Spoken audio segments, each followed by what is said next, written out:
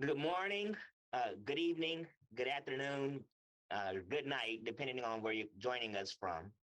Thank you all for joining us today with the Global Action Network for Sickle Cell and Other Inherited Blood Disorders. Our session this morning is going to be expanding global data collection and clinical research, addressing gaps through collaborative initiatives. If you've been in the other sessions of the Gansett meeting this weekend, then you've heard about the advancements that are being made in treating inherited blood disorders, the challenges that come with some of those advancements, and then strategies that we can potentially look at using to ensure that there's equitable access to new and emerging therapy. It's important as we continue to look forward towards a future that offers the possibility of cure, that we look at ensuring that individuals have access to these therapies and are able to have their needs addressed. What we're going to discuss today is how we can use data collection and expand our clinical research networks to ensure better access and to ensure that therapy is being delivered equitably. So this morning, we're going to have three individuals that will talk about data collection strategies.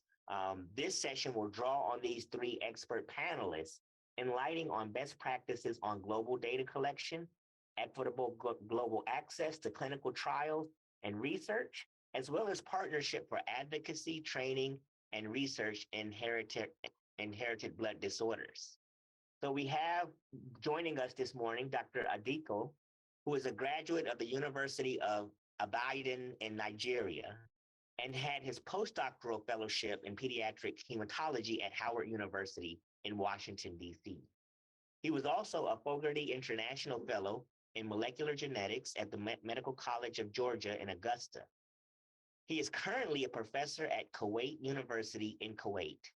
He was the founding chairman of the Nigerian Sickle Cell Disease Network and the Sickle Cell Support Society of Nigeria. Dr. Adike's expertise is on the clinical, hematological, and molecular aspects of sickle cell disease patients with high hemoglobin F phenotype. As the chief of pediatric hematology at Mubarak Al-Kabir Hospital in Kuwait, Dr. Adike looks after patients with other benign hematological disorders apart from hemoglobinopathy such as sickle cell and thalassemia. He serves as a consultant with WHO, the World Health Organization, on producing a guideline framework for the management of sickle cell disease in Africa. He is also the current editor-in-chief of Hemoglobin, the International Journal of Hemoglobin Research. So thank you so much, Dr. Adiko. We also have Dr. Mary Houlihan, who earned her Master's of Public Health degree from the George Washington University in Washington, D.C., and her doctorate in public health from the University of Georgia. She joined the Center for Disease Control and Prevention, or the CDC, in 2008, and has served as a project officer for the Registry and Surveillance System for Hemoglobinopathies and Public Health Research and Surveillance for Hemoglobinopathies. She is also serving as acting team leader for the Red Cell and Iron Disorders team. Dr. Houlihan has written many research articles on sickle cell disease, like the CDC Grand Rounds, Improving the Lives of Persons with Sickle Cell Disease, the accuracy of hospital ICD-9 CM codes for determining sickle cell disease genotype. And then lastly, we have Dr. Professor Emmanuel Balandya, who is a physician scientist, currently faculty at Muhimbili University of Health and Applied Sciences in Tanzania. He obtained his MD at the University of Dar es Salaam in Tanzania, his PhD at Dartmouth College in the US, and his postdoctorate at Harvard Medical School in the US. He is currently the primary investigator of an NIH, NHLBI-funded Sickle Pan-African Research Consortium in Tanzania, and is interim principal investigator of the SPARCO Clinical Coordinating Center, overseeing coordination of research studies within the SickleInAfrica Consortium, comprising Tanzania, Nigeria, Ghana, Mali, Uganda, Zimbabwe, Zambia, and South Africa. He is also a co-investigator in several ongoing health research and education capacity building projects. He has been published and presented his work at national and international platforms.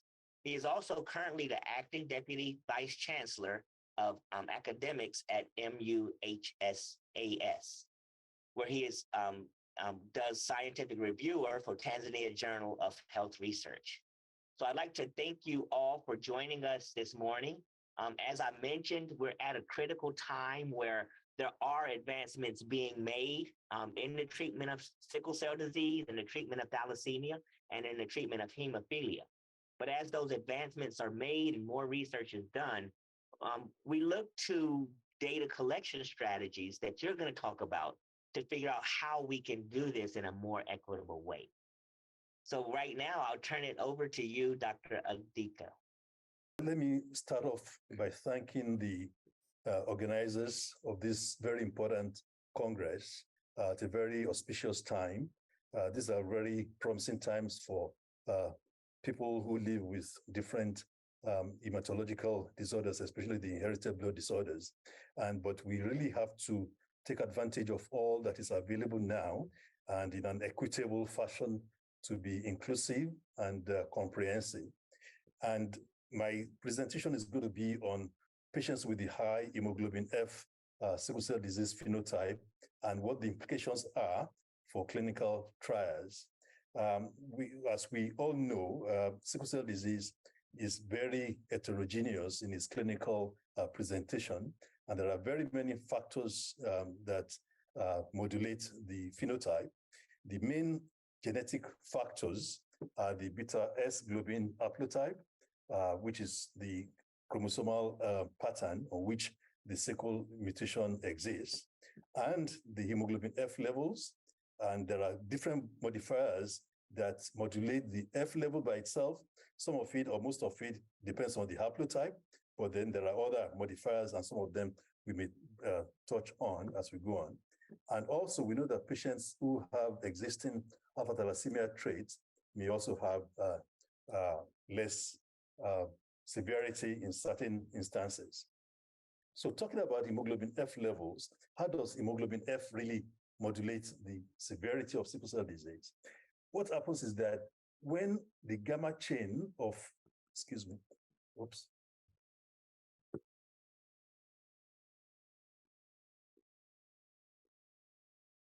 when the gamma chain from fetal hemoglobin coexists within the heterodimer of the alpha-2 and beta combination, you have a more soluble molecule than the homotetramer that you have with alpha-2 and beta S2. And it's been shown that patients with hemoglobin F of 20% or more would have a milder disease and decreased major organ complications.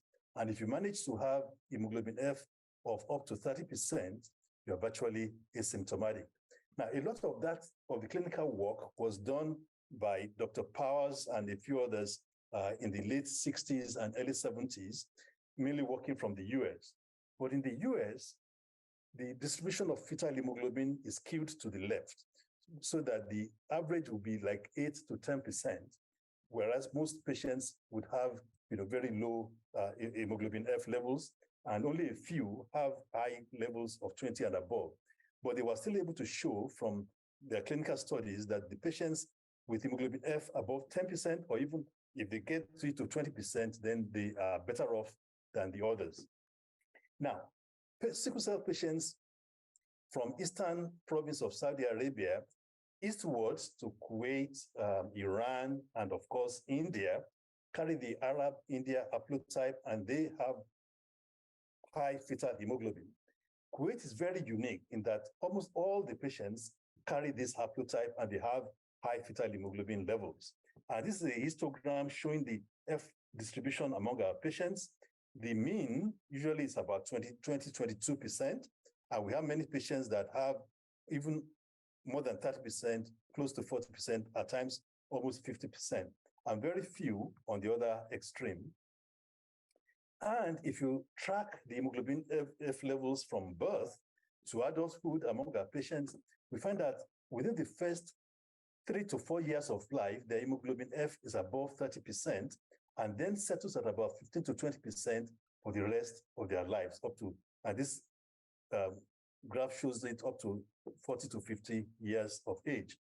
And I want you to take particular note of this period between the first 2-3 years of life. And we know that a lot of the vasculopathy and the complications that occur in the vessels occur at this point. And if at this time they have up to 30% fetal hemoglobin, we can understand why their phenotype may be milder as they get older. Now, the other phenomenon that we see in the Middle East and parts of Europe or Southern Europe is that there's a preponderance of beta thalassemia, so that we have S-beta zero thal phenotype and the SS phenotype. And in Kuwait, it would be like 40% or more patients of the S-beta zero phenotype. And the hemoglobin, most of these patients, we do not have hemolysis as such, so they maintain a fairly decent hemoglobin level, and their hemoglobin F, both in S-beta zero and SS, are comparable in that the mean is usually above 20%. Therefore, now, what brings them to the hospital? What are the problems that they have? So this is a study that we did several years ago, looking at a 10-year history of retrospective study of hospital admissions among our sickle cell patients. And by far, the most common cause of admission is due to pain episodes from vaso-occlusive crisis. We do not see, less than 10% would have hemolytic issues that bring them to the hospital. Some, about the same percentage, would have acute splenic sequestration, okay? And the thing about acute splenic sequestration is that, unlike what we see in Africa or in the US, where acute splenic sequestration is mainly in the young patients, our patients, even as older children, adolescents, and even adults, may have sequestration because their spleen remains viable for a much longer period.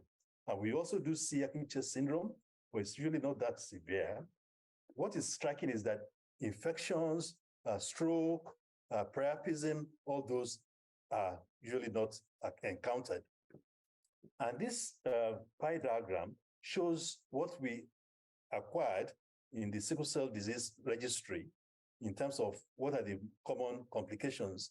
And paradoxically, the most common thing that we see is gallstones.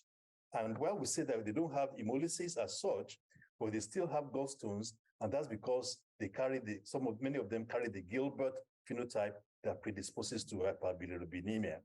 But the most severe morbidity that we see is avascular necrosis of the femoral head, which we see in about 25% of pediatric patients, and in adults, more than 50% would have evidence of AVN on MRI. Okay, and then, well, of course, we see splenic sequestration, acute chest syndrome, osteoporosis to some extent. Priapism is rare, and we only see it, of course, in adults, and stroke is exceedingly rare. I've been in Kuwait looking after sickle cell patients for more than 30 years, and I've only seen one patient that had ischemic overt stroke. So the kind of phenotype that we see in Kuwait is uniformly high fetal hemoglobin, and the patients are usually asymptomatic in the first 3 to 4 years. Bacterial infections are uncommon. Up to the age of 16 years, 75% of our patients would have good or partial spleen function, and that probably explains why we don't see pneumococcemia or severe infections. Stroke and silent brain infarcts are rare. In fact, we've looked at TCD in hundreds of our patients, not only in Kuwait, but also from the region in the Gulf states. And we hardly see abnormal TCD values, which would explain why we don't see stroke so commonly. Priapism and leg ulcers are very rare. And like I said before, avascular necrosis of the femoral head is common. Now, so if you want to be equitable, you really have to understand that there's this population of patients in this part of the world that have these high fetal hemoglobin levels, and we have to understand the clinical phenotype. Because without doing that, you cannot determine outcomes that you're going to be tracking, when you do your interventions. Now, so the hemoglobin levels you should know what the prevalent pattern is in that region, and you have to be aware that priapism, if you're looking for priapism or leg ulcers, stroke, abnormal TCD, then you would be backing the wrong horse or up the wrong tree. Okay, the most common outcomes among my patients, for instance, will be the frequent VOC and AVN. And for the next remaining time, I'll just talk a little bit about some of the interventional drugs that we know modify the phenotype. Now, hydroxyurea, of course, was the first drug that was approved. We know that it induces high fetal hemoglobin, but in addition, it has other mechanisms by which it acts and provide benefit in sickle cell patients. Now, in up to the 90s, early 90s, we were still not sure whether hydroxyurea should actually be used in patients with high fetal hemoglobin, or whether it would be beneficial, or whether it would predispose them more to avascular necrosis. So that was a problem. But in practice, we've now used it in many patients, and we see that our patients, in fact, respond better when there are indications for its use. They do well clinically, and the relevant laboratory values that we track also track in the positive direction. And many of our patients, starting off with hemoglobin F of 15 to 20%, would have this massive increase, and many of them will reach up to 40%, and they are so well, they are so almost completely asymptomatic. But of course, after a few months, there's a decrease in the fetal hemoglobin level, but it usually settles around the 30 to 35% range. Now, voxelotor, which is a hemoglobin S polymerization inhibitor, we know that it increases the red cell half-life and reduces anemia and hemolysis. Okay. Now, if this is the main outcome that we're tracking in terms of anemia, or that we're using to select patients to be put on voxelotor, then that might be a problem, because most of our patients would have hemoglobin, like I said, above 10%. So it's nice to know. So we would really like to establish how voxelotor would perform in patients with high hemoglobin F. We should bear in mind that although there's less anemia in our patients, pain episodes are still the most common phenotype. That's what brings them to the hospital. So we really need real-life data to document the pattern of response that we will get in our patients. We still do not have that up to now. Now, crizanlizumab, which is a monoclonal antibody that targets the p-selectin, has been shown to be very helpful in reducing VOC rate. Okay, and we think drugs like this that target the adhesion phenomenon would be very beneficial to our patients, where VOC is the main phenotype. Okay, now, of course, we still do not have those kind of data to quote.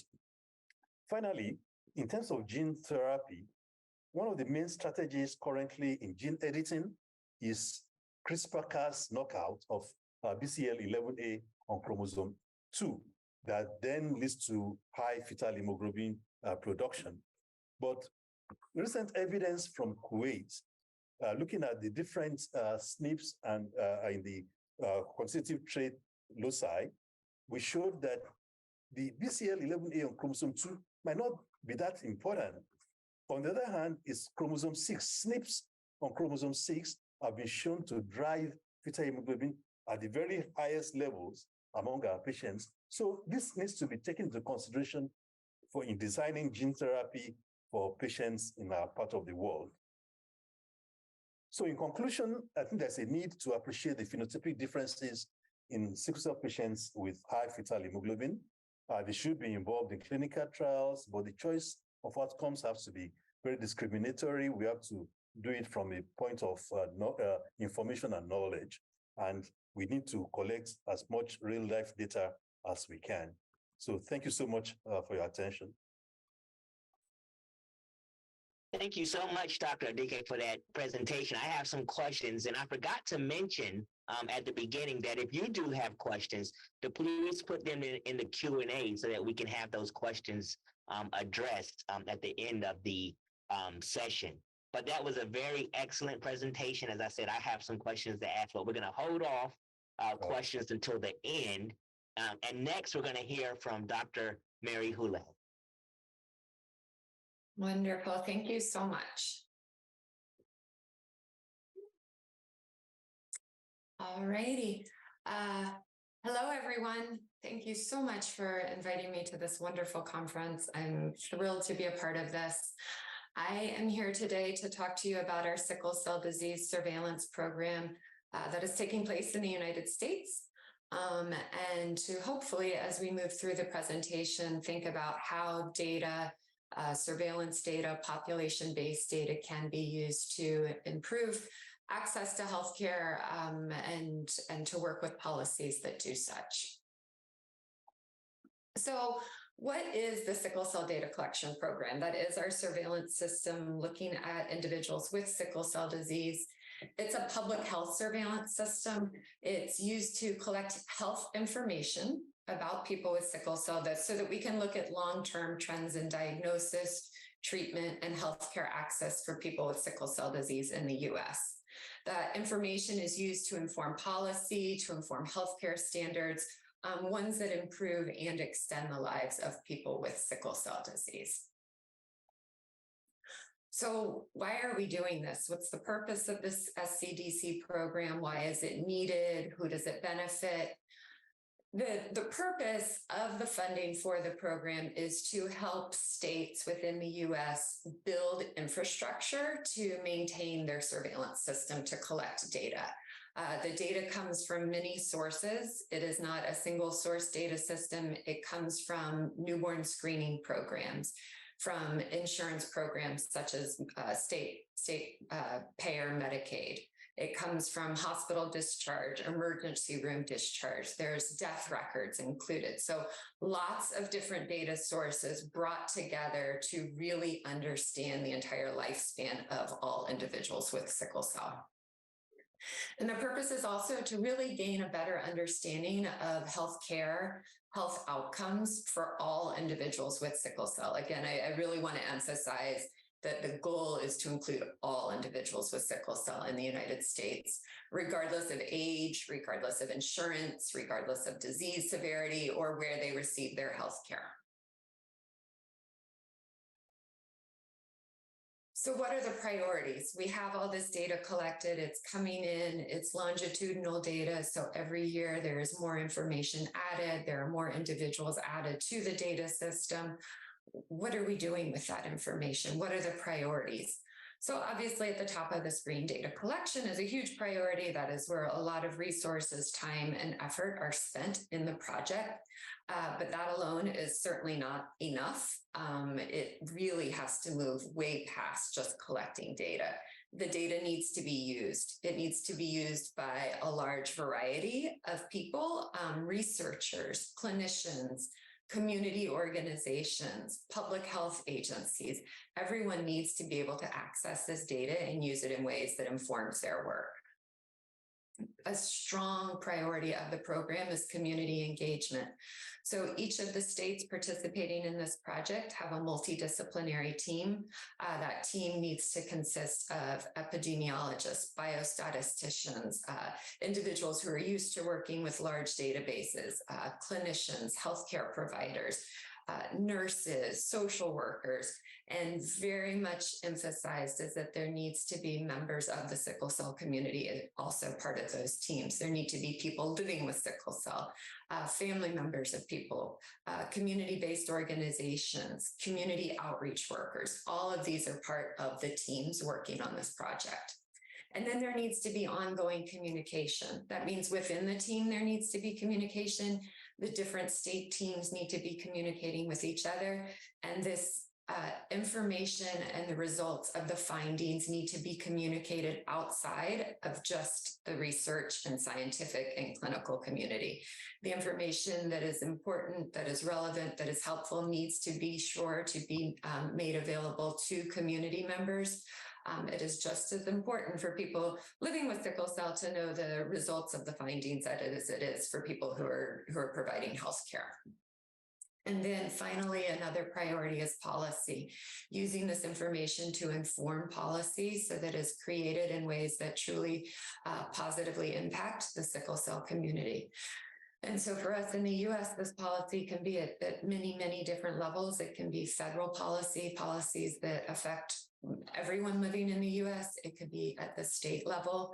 It can be at the individual hospital or healthcare institution level.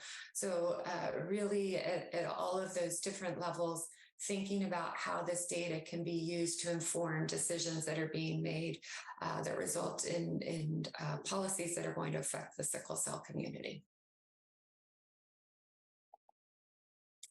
So who's participating in this program in the United States? As of September 30th, so just about less than 3 weeks ago, or exactly 3 weeks ago, I'm looking at the date, we have 16 states participating in this program. You can see them listed on the right. You can see them in the map. Overall, that's about 50% of the US population with sickle cell disease, we think, that probably lives in those 16 states. Some of these states have relatively small sickle cell populations. Some of these states, California, Texas, Florida, Georgia, have some of the largest sickle cell populations in the US. Some of these states have populations, a number of the people with sickle cell were probably not born within the United States who are now living in the state and are now being included in our population. We have not only a large Black population here in the United States with sickle cell disease, but a Hispanic and Latin population.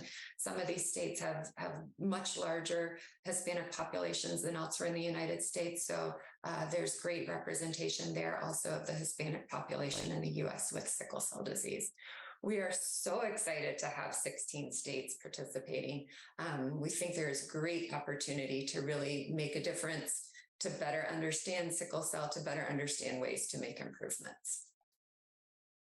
So how is all of this data actually resulting in better access to care, better access to therapeutics, better access to new therapies that are coming along? So one of the ways is by using the information to identify everyone with sickle cell in the state and then map out where those individuals live. We're able to see where are the clinics that provide care for sickle cell disease, how easy or difficult are they to access for individuals with sickle cell? How far are people having to drive to reach those clinics? And are there things that can be done to improve the number of clinics, to improve the hours that the clinics are open, to improve the staff, the number of staff at these clinics? So what I'm showing you here is a map of the state of Georgia. Georgia, again, has a relatively high population with sickle cell disease. It's probably the 4th or 5th highest in the US. And what the team in Georgia has done is map which counties in the state are the residents of babies born with sickle cell disease in that state. So the different shading of the counties correlates with how many babies were born in that state, in that county with sickle cell disease over a time period. You can see that the white counties had no sickle cell disease birth. The very dark blue counties had upwards of close to 300 births in the county. And then what the team did was use the location of where there are sickle cell disease specialty clinics and how often are those clinics open, how often do they provide services. So that's what the stars, the yellow stars and the circles are on the map. And then they look to see how far individuals born, the babies born in those counties, how far their families would have to drive in order to be able to reach those clinics that are available. And so what they found is that in the state, about 25% of the newborns lived with more than 1 hour drive from a specialty clinic that had daily service. And so that information was used to take to the healthcare systems in the state, to take to some of the larger sickle cell specialty clinics and establish the need, create ways to open new clinics, to staff new clinics throughout the state, and make sure that those clinics were strategically placed so that they were more easily accessible to the families with babies with sickle cell. They used it to expand telehealth services. They used to expand mobile health services so that health can come to the families rather than them having to drive to the healthcare. So used in a number of ways to really try and improve access to health. A second example is in the state of North Carolina. They used the data to identify where the emergency departments were in the state that were providing the most amount of care for individuals with sickle cell disease and what could be done to improve that care. I think it is well documented that care in the emergency room in the US for individuals with sickle cell could be quite improved. There are tools for that improvement, proven tools for that improvement. And so the state identified where those emergency departments were that had the highest volume of sickle cell care, and they are working with them. They're working with insurance companies to educate providers in those institutions. And they are also surveying patients to see if care is improving and to foster the opportunity to provide additional input of where additional improvements could be made. So again, these healthcare, the data is being used to identify those emergency departments. Education is being provided, and patient experiences and quality measures are being collected. So I'm going to wrap up today, but I do encourage and welcome anyone who's interested in hearing more about how this data is used, how it's being put to use, how this program that now has 16 states participating, what we'll be learning from those states, how they're going to be moving forward. If you're interested, we do put out a quarterly newsletter with up-to-date information about all of the activities. The link is there on the right side of the page. You can subscribe and the newsletter will show up in your email inbox once a quarter and you can keep up to date. And certainly if you have any questions, my email, my phone number at the bottom of the screen, I would love to speak with you. Thanks so much. Thank you so much for that presentation, Dr. Houlihan. That was very informative about data collection strategies that are currently taking place in the United States. And so I'll be definitely excited to hear more about what is going on in the United States and when it comes to sickle cell disease as well as other inherited blood disorders. Right now, we will start with questions. And as I mentioned before, if you do have questions for either of the speakers, please feel free to put those in the Q&A or in the chat. I do have to just give one quick update that Dr. Balandya has not been able to join us yet. So we will not be able to hear his presentation at the moment, but we will proceed. If he is able to join us in the next 2 to 3 minutes, we will allow him to present, but we'll move forward. And we did have some questions that came in. So I wanted to ask you, Dr. Adiko, how can we use the data to ensure equitable access to interventions for patients with blood-borne disorders?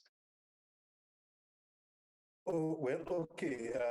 I think to make this really equitable and appropriate, we just have to know that sickle cell disease is not a uniform disease, that it varies, and that we have this huge, like almost an alternate group of patients whose presentation is quite different in many ways from what most people are used to.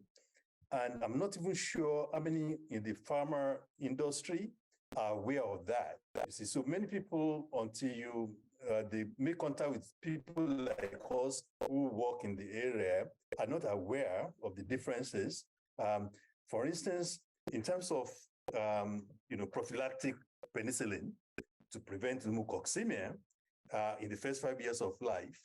Now, most of our patients don't even present until age 4 or 5, you see. So we can't make that a uniform recommendation, for instance, you see. So the important thing is we need data, we need research, and we need information to get across that there's this alternate group, and what you assume in other areas may not be quite appropriate. So if you're looking for outcomes that you want to judge your intervention against, then you got to do it from a position of strength and information. Thank you.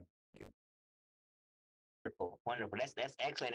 And you do bring out the point that different phenotypes are seen in sickle cell, the sickle cell population. We can probably see this also in hemophilia and thalassemia.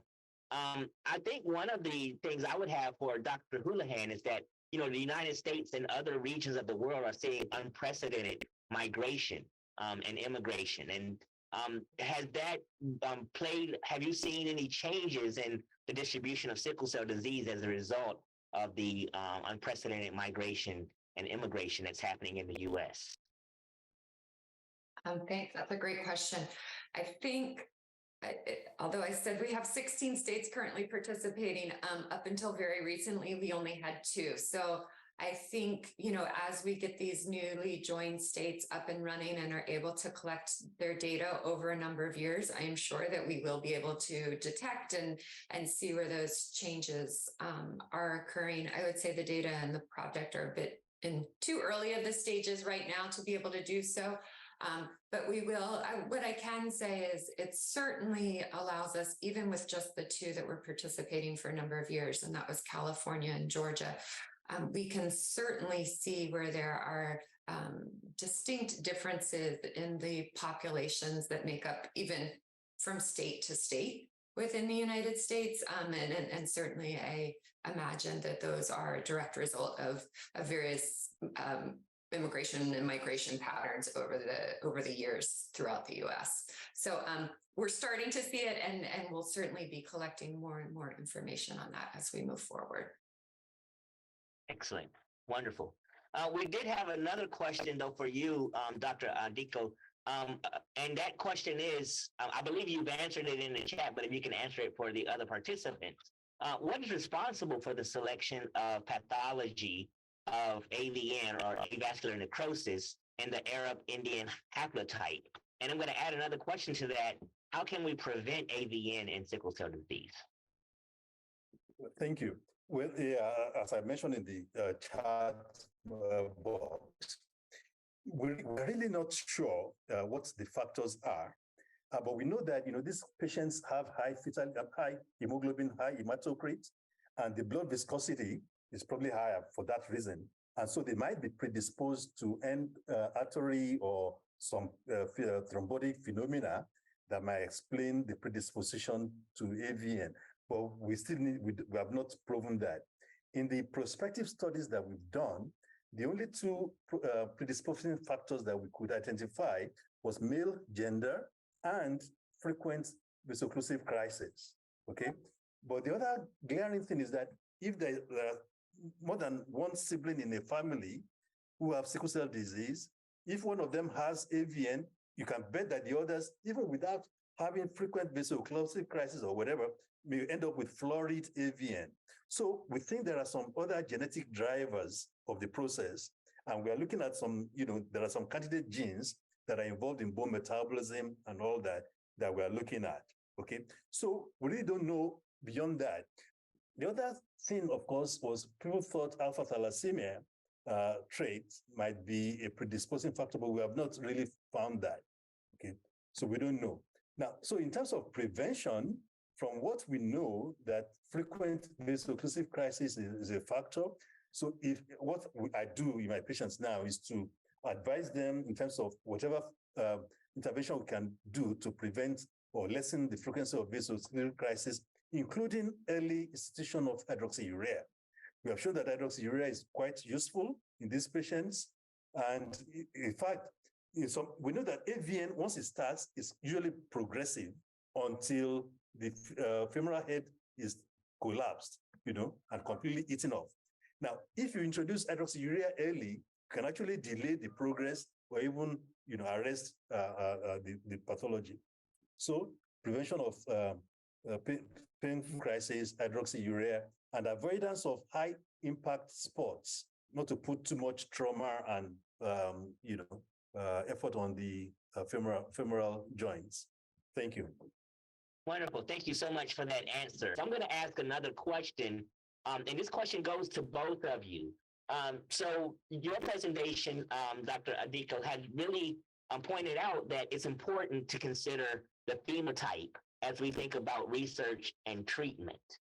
And we know that, as I had mentioned in my question before, populations are moving around to different regions of the world. So in the U.S., for example, we're having a lot of immigration occur. I imagine it's happening also in places like Canada and Europe, Africa, the Middle East.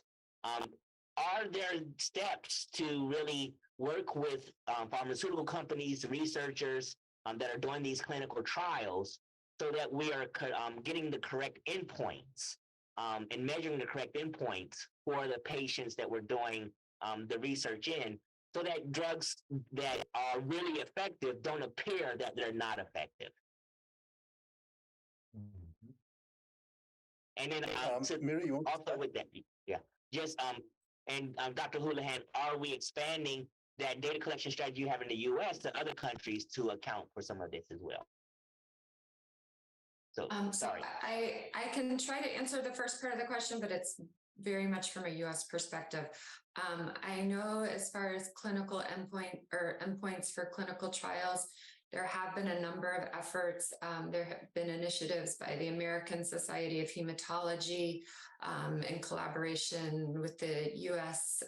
Food and Drug Administration, the FDA, to do so. I believe, I may be speaking out of turn, I believe there is actually another event coming up on October 31st with the FDA to collect this sort of information. So again, that's a very US-centric response for you, but that is what I know is going on, kind of here in this country.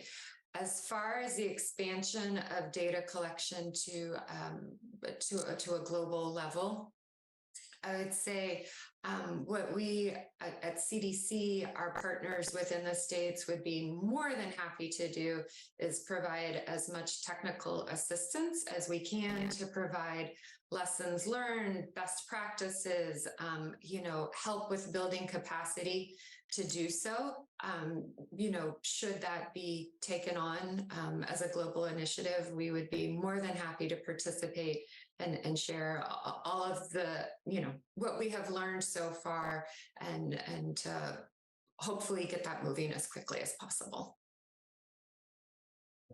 Now, if I can just add very briefly, in terms of looking at the different phenotypes, even, there's a difference in the response of SS patients from S beta 0 thal patients, from hemoglobin SC patients.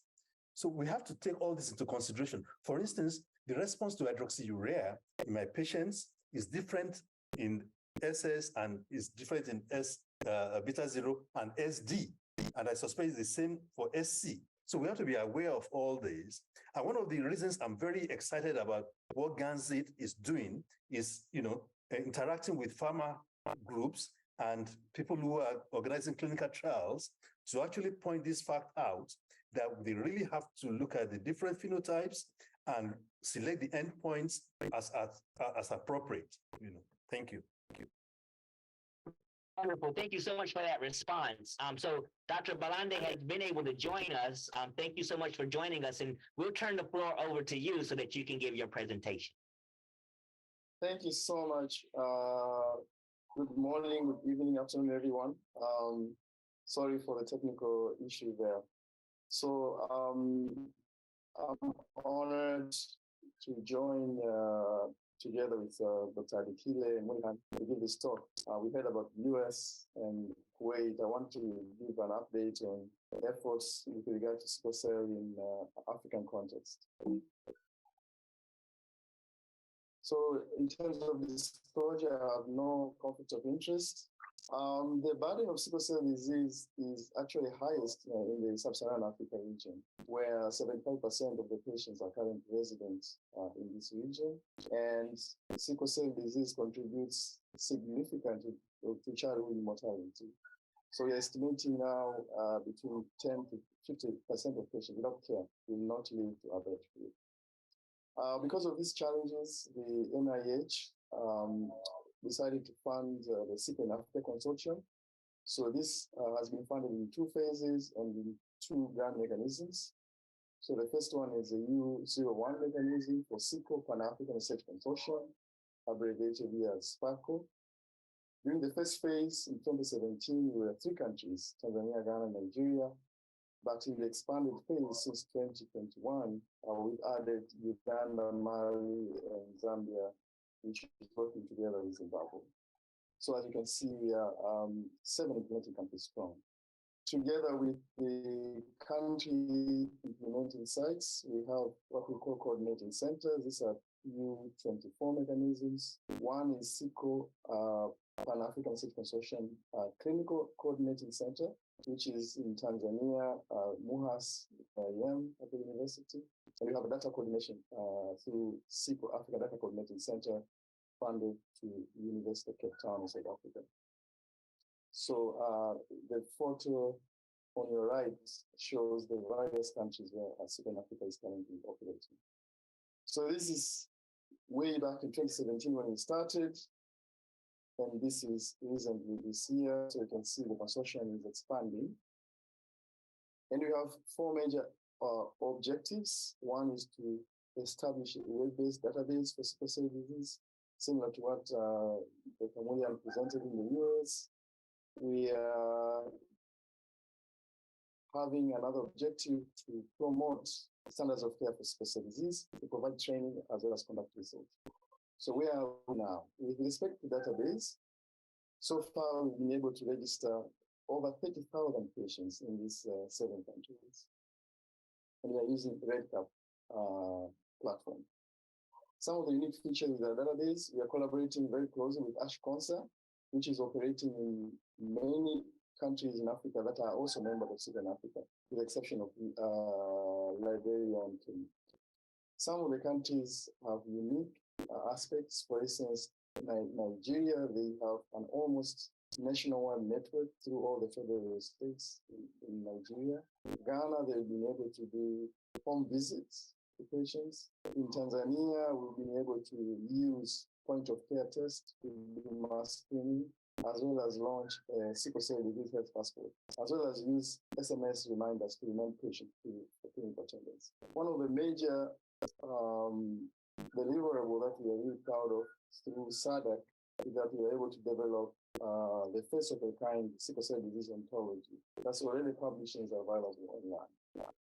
So in terms of standards of care, how are we faring with this? We've been able to develop SickleInAfrica specific standards of care guidelines. Our approach was to do a multi-level approach. So we have guidelines at the community level, meaning at home, at various levels of healthcare provision, all the way to the tertiary level. So we've launched 2 of those guidelines already for tertiary care and home care, and we are now developing the middle level guidelines. We are advocating with countries, and now sickle cell disease is very much into sickle cell disease management guidelines for ministries of health and also in the national NCD programs. We are collaborating with 10+ initiative that have strong emphasis on the lower level care, and they are slowly getting into some of the countries within the SickleInAfrica Consortium. We're also keen to develop specialized care. So the basic care is one aspect, but we really need to address all these complications in terms of prevention and cure. So cardiology clinic and obstetric clinic have been started in Tanzania, and this is the model that we think we can scale up for other specialized services, including orthopedic and other care. Of particular note is that advanced therapies, and here I mean exchange transfusion and bone marrow transplant, are picking up in Africa. So for instance, now in the region, if you look on the map on the lower right, Nigeria. A participant has enabled closed captioning. Close. Who can see this transcript?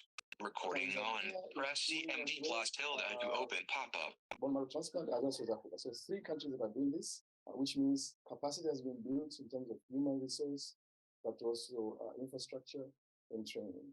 And we think that we can use these sites or centers, if you will, to piggyback and go into gene therapy, basic research as well as clinical trials.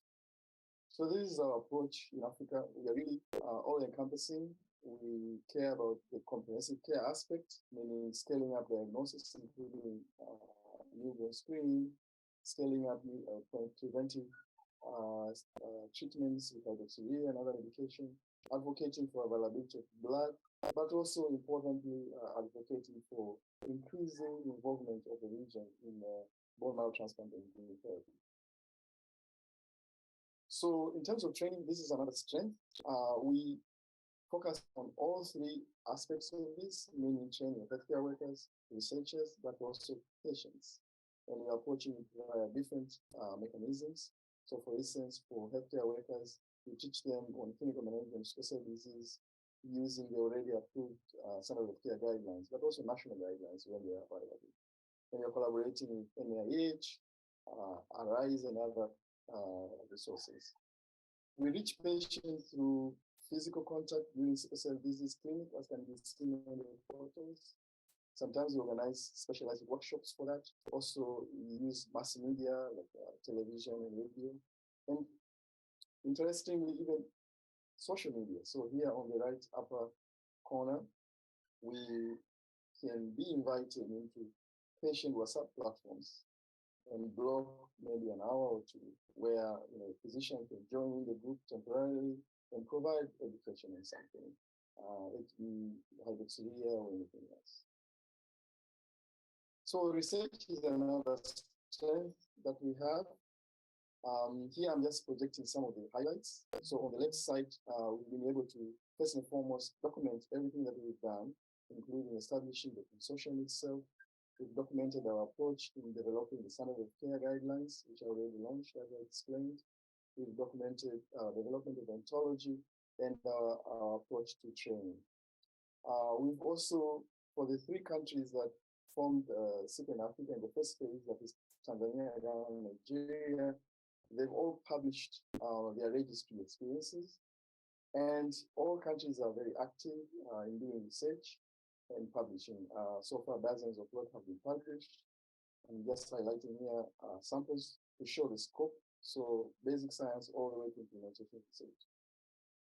Currently, the SickleInAfrica Consortium is focusing on 4 major research areas: newborn screening using point-of-care tests and malaria prophylaxis.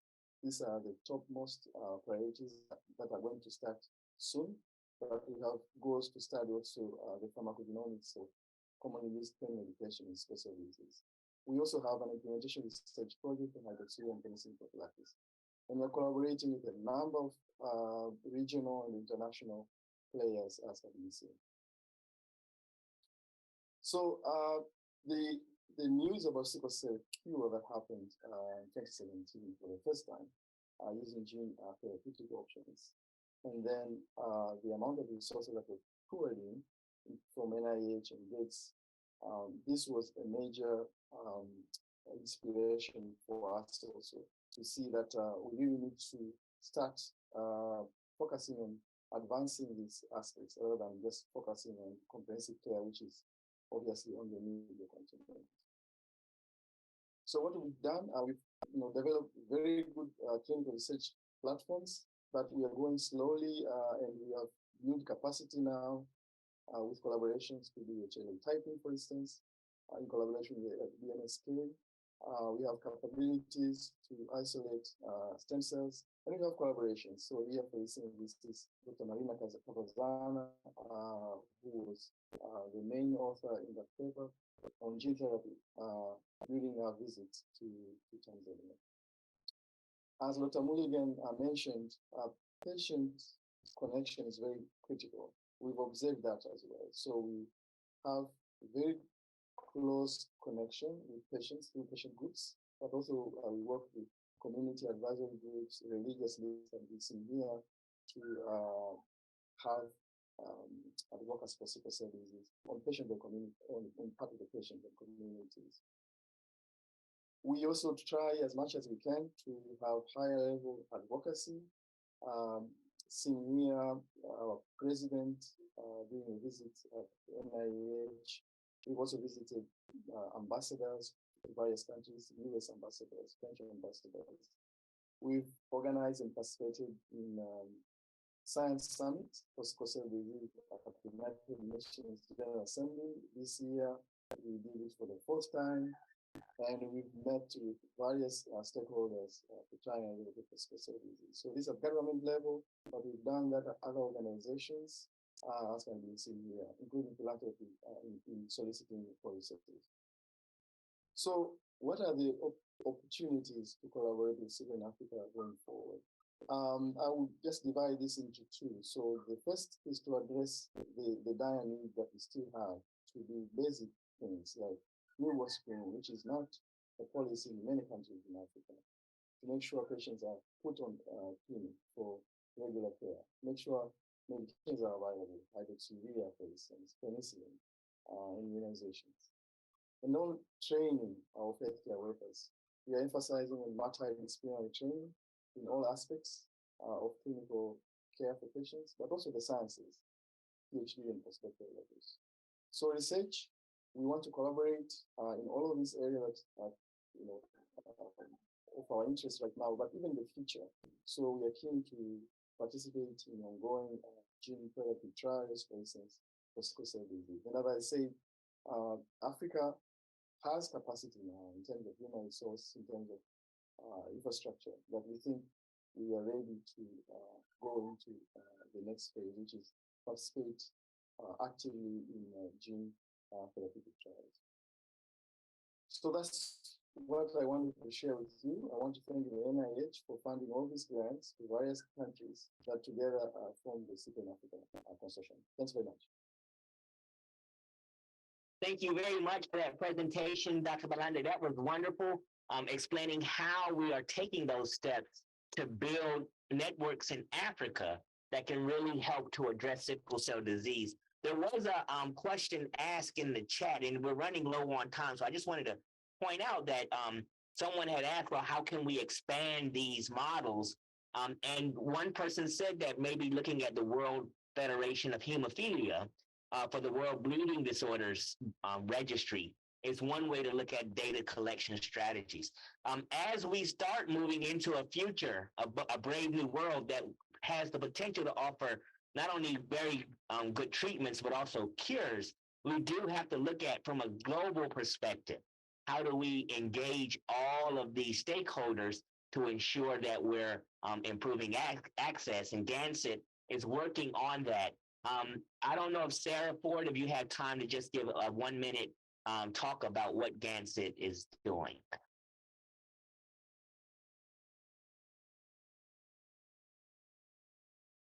Hi, thank you. One of the things that we are looking to do is to include the strategic priority of data collection within our strategic planning framework. And one of the areas that we want to be able to focus in on is identifying where there have been success or gaps with regards to data collection. And someone had just recently brought up the fact that there are different initiatives that are happening around the world, and they might be very relevant in terms of the best practices that they came up with during the identification period of how to set up either registries or data collection processes. So I would just encourage everyone to continue to provide feedback. This is an excellent session, and thank you very much for your feedback.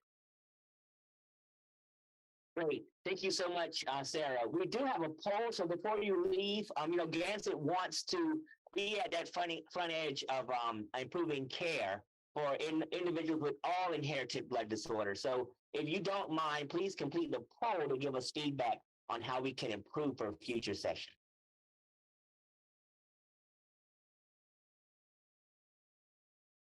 And then after you complete the poll, that will conclude our session.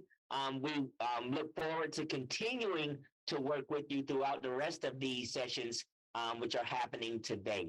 Thank you so much for attending this session and have a wonderful day. Thank you, Donnell. Oh, no, thank all of you. And I do apologize for butchering your name. Thank you very much. Hi, Thank you. Thank you, everyone. It's good to hear. Good to see Nice to see you. Nice to hear you too. All the best. Bye. Okay, thank you very much. Okay, bye. Take care, Now everyone. we're asking everyone to kindly join us on the next session. It's happening now, strengthening infrastructure for care. So that is happening in about 5 minutes. If you can join us on that session. Thank you, everyone.